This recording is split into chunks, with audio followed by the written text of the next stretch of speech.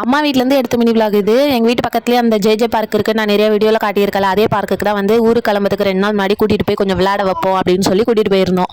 இங்கே எப்போ போனாலும் எனக்கும் ஹஸ்பண்டுக்கும் வந்து ரொம்பவே மைண்ட் வந்து ரிலாக்ஸிங்காக ரெஃப்ரெஷிங்காக இருக்கும். அதனால தான் வந்து பையனையும் விளையாட வச்சுட்டு நாங்களும் கொஞ்சம் ஃப்ரீ ஆகும். கயல் குட்டியை வந்து வீட்லேயே அம்மா வந்து பார்த்துக்கிட்டாங்க. அதனால நாங்கள் கொஞ்சம் ரொம்பவே ஃப்ரீயாக விளையாடிட்டு இருந்தோம். யாத்திரா குட்டி இப்போலாம் ரொம்பவே நல்லா வளர்ந்துட்டார் போல். இப்போலாம் எங்களை ஓட விடுறான், நல்லா பெண்டை நிமித்துறான். இந்த மாதிரி தான் கையை பிடிக்காமல் ரோட்டில் கூட வருவேன் அப்படின்னு உட்காந்து அடம் பிடிக்கிறான். அவன் போகிற இடத்துக்கு அப்புறம் நாங்களும் போயிட்டு இந்த டக்கு செக்ஷனை கொஞ்சம் நேரம் கூட்டு போய் காட்டியிருந்தோம். இப்படியே வெளியிலேருந்து பார்த்துக்கிட்டு இருந்தால் என்ன பண்ணுறது, உள்ள களத்தில் இறங்கிடுவோம்னு சொல்லிட்டு நாங்களே இறங்க ஆரம்பிச்சிட்டோம். எனக்கு என்னடானா இவனை நடக்க வச்சு கூட்டு போகிறதே பயம்.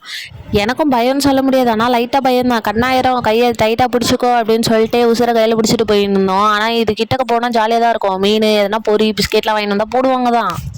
ஆனால் நாங்கள் அன்றைக்கி எதுவும் வாங்கிட்டு போகல. சரி இப்படியே உட்காந்துட்டு இருந்தேன் எப்படின்னு சொல்லிட்டு நாங்கள் கூட்டிகிட்டு போய் விளையாட வைக்கலான்னு போனோம். அந்த குட்டி பாப்பாவை பார்த்தோன்னே கையில் ஞாபகம் வந்துச்சு போல். அந்த குட்டி பாப்பாவை தள்ளி விட போயிட்டோம். அப்புறம் அந்த பாப்பாவை காப்பாற்றி ஒரு வழியாக வாடான்னு சொல்லி கிரவுண்டு கூப்பிட்டு போயிட்டோம். இப்போலாம் இவன் என்ன பண்ணுறான், போனால் நான் ஹையில் தான் போவேன்னு சொல்லிட்டு பெருசாக இருக்கிறதுல தான் போய் ஏறி உட்காந்துக்கிறான். சின்ன இந்த ஊஞ்சல் இந்த மாதிரி விளையாடுறதெல்லாம் போக மாட்றான். எல்லாம் செம ஆக்டிவாக விளையாடிட்டு இருந்தாங்க. நம்ம பையன் அதை விட ஆக்டிவாக என்ன பண்ணால் போய் எல்லாரும் விளையாடுறதெல்லாம் போய் பிடிங்கிட்டு இருந்தான். டே அதெல்லாம் எடுக்கக்கூடாதான்னு சொல்லிட்டு கூப்பிட்டு போனாக்கா என் ஹஸ்பண்ட் போய் ஓரமாக உட்காந்துட்டாரு. நீ தானே கூட்டிகிட்டு வந்த, நீயே பார்த்துக்கோ அப்படின்னு சொல்லி. இவன் இந்த சர்க்கிள் விளையாடிட்டு இருக்கும்போது பின்னாடி இருந்த பாப்பா வந்து சொல்லிட்டு இருந்தாங்க போல அவங்க பேரண்ட்ஸ், இது மாதிரி செருப்பு கழட்டிட்டு விளையாட வேண்டியதுதானே அப்படின்னு. அதை இவன் கேட்டுட்டு மேலே இருந்து செருப்பு தூக்கி போட ஆரம்பிச்சிட்டான். அப்போ தான் இவன் இவ்வளோ ஜீனியஸாக இருக்கான்றதே எங்களுக்கு புரிஞ்சிட்டு. எவ்வளோ நேரமான பெருசுலேயே விளையாடுவேன், அங்கே பக்கத்துலேயே சிறுசுக்கு வாடா அதில் போய் விளையாடலான்னு சொல்லி ஒரு வழியாக சமாளித்து கூட்டிகிட்டு வந்துட்டோம். அந்த பாப்பா வந்து ஸ்லோவாக போகிறாங்களாம்.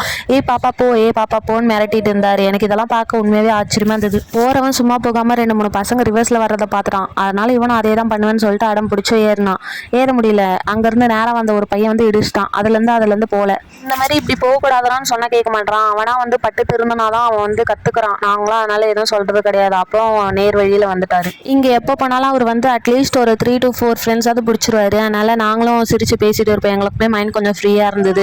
நீங்களும் எப்போல்லாம் டைம் கிடைக்குது இந்த மாதிரி பசங்க கூட டைம் ஸ்பெண்ட் பண்ணி பாருங்கள். உண்மையாகவே மனசு வந்து அவ்வளோ ஃபுல்ஃபில்லாக இருந்துச்சு. எனக்கு டைம் ஆகிடுச்சு போதும் வாடா வீட்டுக்கு போகலாம் அப்படின்னு கூப்பிட்டாக்கா தான் இப்போ தான் வந்து நல்லா சுறுசுறுப்பாக விளையாட ஆரம்பிச்சிருக்கான். அவங்க அப்பா அவன் கூப்பிட்டா வரமாட்டான், இரு நான் தூக்கிட்டு வரேன்னு சொல்லிட்டு அங்கே தூக்கிட்டு வரவே மனசில்ல போல் அவனுக்கு. ஒரே அழுக. நாங்கள் எப்போ போனாலும் போகும்போது ஜாலியாக தான் போகும். இந்த மாதிரி வரும்போது இந்த மாதிரி தூக்கிட்டு அழுதுட்டு இப்படி தான் நாங்கள் எப்போவுமே வருவோம். அப்புறம் அவனை சமாதானப்படுத்திட்டு இந்த மாதிரி என்ட்ரன்ஸில் ஃபிஷ் இருந்ததில் அதையே காட்டிட்டு நாங்கள் வந்து வீட்டுக்கு கிளம்பிட்டோம். இந்த வீடியோ உங்களுக்கு பிடிச்சிருந்தா லைக் பண்ணுங்கள், ஷேர் பண்ணுங்கள், சப்ஸ்கிரைப் பண்ணுங்கள். மறக்காமல் அந்த பெல் ஐக்கானை தட்டிட்டு போங்க. இனி ஒரு மினி விலாகில் பார்க்கலாம். பாய் பாய்.